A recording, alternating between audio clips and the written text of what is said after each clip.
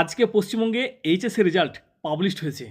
এতে ফার্স্ট হয়েছে আদিরিত পাল, 496 পেয়েছে 500-র মধ্যে। আর ইনি স্টুডেন্ট হচ্ছে রামকৃষ্ণ মিশনের। হ্যাঁ, আপনি ঠিকই শুনেছেন, রামকৃষ্ণ মিশন এবার পশ্চিমবঙ্গে দেখিয়ে দিয়েছে এরা কী না করতে পারে। এদের প্রথম থেকে শুরু করে 100 পর্যন্ত যদি দেখা হয় তো রামকৃষ্ণ মিশনের একাধিক স্টুডেন্ট সেই জায়গায় র্যাঙ্ক করে বসে আছে। রামকৃষ্ণ মিশন এরা সত্যি এরা যোগ্য, এরা করে দেখিয়েছে। এছাড়াও আজকে মমতা ব্যানার্জি, যিনি প্রাক্তন মুখ্যমন্ত্রী ছিলেন আমাদের পশ্চিমবঙ্গের, উনি কোর্টে গিয়ে সওয়াল করছেন এবং উনি নাকি রেজিস্টার করিয়েছেন 1985 সালে বার কাউন্সিলে, এবং প্রতি বছর উনি রেনু করিয়েছেন। এবং কোর্টকে উনি বলেছে যে ভোট পরবর্তীতে যে হিংসা হয়েছে সেই হিংসাটাকে দেখতে, যাতে মানুষ সুবিচার পায়। কারো বাড়ি ভেঙে ফেলা হচ্ছে, কোনো মেয়েকে তুলিয়ে নিয়ে যাওয়া হচ্ছে এবং মুসলিমকে মারা হচ্ছে, এটা তার সওয়ালের মেন মোটো ছিল।